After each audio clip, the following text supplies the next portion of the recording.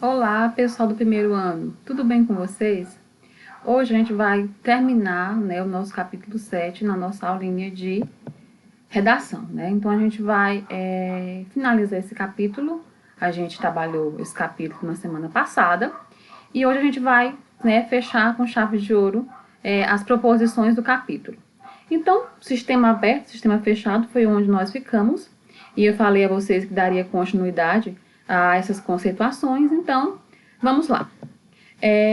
De início, eu queria conceituar sintagma. Então, o que seria um sintagma?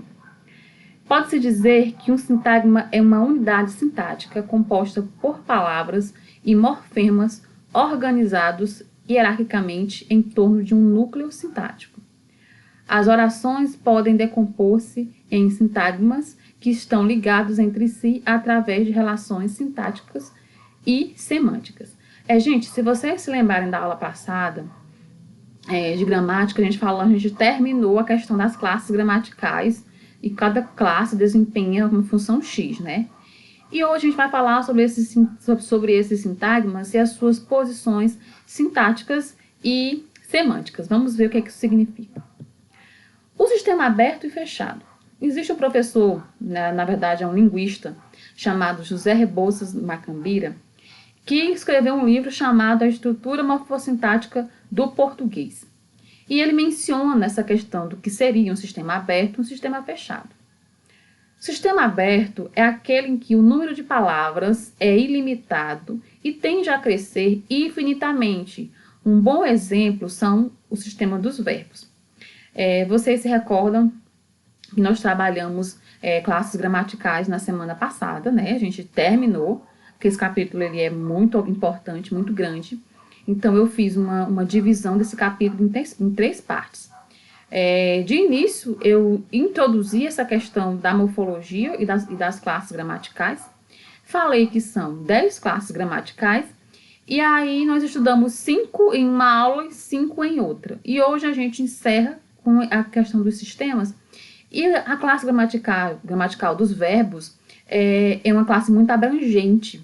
A questão dos modos, do tempo, das colocações verbais, concordância verbal. Então, é uma classe importantíssima. E por isso que ela se enquadra no sistema aberto, porque ela tem infinitas funções na construção frasal. E por isso a gente fala que eles são um sistema aberto. É só para vocês entenderem qual a diferença entre um e outro. E o que seria um sistema fechado?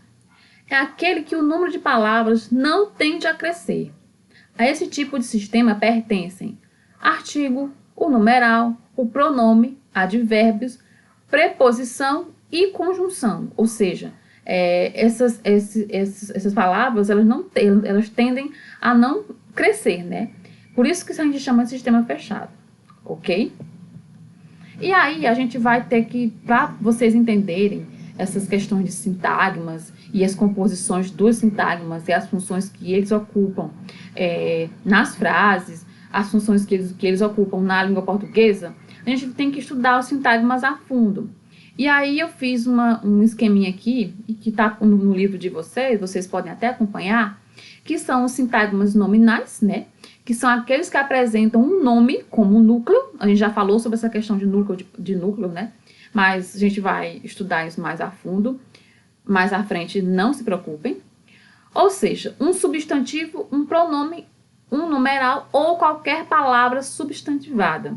Quando essas palavras, que apresentam em seu núcleo um nome, a gente entende que é um sintagma nominal. Aí nós temos aqui os exemplos. Borges, que é o escritor, Jorge Luiz Borges, vivia na Argentina. Ele era escritor. Então, qual é o sintagma nominal? Seria o nome Borges, E repare que ele se repete à frente para não haver a repetição do nome Borges, colocam ele, mas no caso ele aí também está representando um sintagma nominal, Nós estamos falando de nomes. O sintagma nominal pode ser formado apenas pelo ânus que é o elemento nuclear, ou também por determinantes e modificadores do núcleo. São eles artigos, pronomes, numerais ou adjetivos. Aí tá aqui, o célebre Jorge Luiz Borges, né, que era aquele mesmo escritor argentino, era polêmico. Repare que o é o determinante, né? Célebre é o modificador do nome. Além de a gente ter a informação que o Jorge Luiz Borges, ele era um célebre, ele era um escritor, ele também era polêmico. Então, esse célebre é modificador do núcleo nominal, que é a palavra, que é o nome do autor, Jorge Luiz Borges, que, por sua vez, é o núcleo. Então, essas construções todas, né, exemplificam o que seria os sintagmas nominais, como eles se apresentam, e os nomes que poderiam modificar tais sintagmas, ok? Espero que vocês tenham entendido. Então, a gente já viu, né, que existem sintagmas nominais quando o núcleo é um nome. A gente já viu que há elementos modificadores e os elementos determinantes. Então, vamos continuar. Aí, nós temos agora os sintagmas verbais. Sintagmas verbais são aqueles que apresentam verbos como núcleo. Se o verbo apresentar sentido completo, ou seja, intransitivo, a gente falou, né, dessa questão dos verbos que têm sentido completo. Um verbo intransitivo não precisa de complemento, ele é completo por si só. É o tipo de verbo que, ao ser expressado, você não vai precisar de um complemento para entender o sentido dele. Por exemplo, morrer, né, andar. Então, ele poderá ser um elemento constituinte do sintagma ou aparecer modificado por um advérbio. Então, vamos ver aqui como é que isso se configuraria. Nós temos o exemplo 1. Borges morreu. É um sintagma verbal porque o núcleo aí é morreu e morreu é um verbo. Estão entendendo? Nos sintagmas anteriores, a gente viu que o núcleo era um nome. Por isso a gente falava sintagma nominal. Agora, o núcleo é uma ação, ou seja, é um verbo. Então, é um sintagma verbal. Aí nós temos o exemplo, o exemplo 2, a notícia foi dada ontem, foi dada. Então, dá uma ideia de modificação da ação. Então, se configuraria um advérbio. Então, mesmo assim, mesmo sendo modificado por um advérbio, que a gente sabe que a função do advérbio também é modificar o verbo, continua sendo um sintagma verbal. Então, o segredo do sucesso, para vocês distinguirem isso, é observarem a palavra que é o núcleo da construção frasal. Quando vocês detectarem tal palavra, vocês devem observar se essa palavra é um nome ou se ela é um verbo, ou se ela é uma ação, ok? E aí, nós temos aqui uma prática, né? O impossível carinho. Escuta, eu não quero contar-te o meu desejo. Quero apenas contar-te a minha ternura. Ah, se em troca de tanta felicidade que me dás, eu soubesse repor no coração despedaçado as mais puras alegrias da tua infância.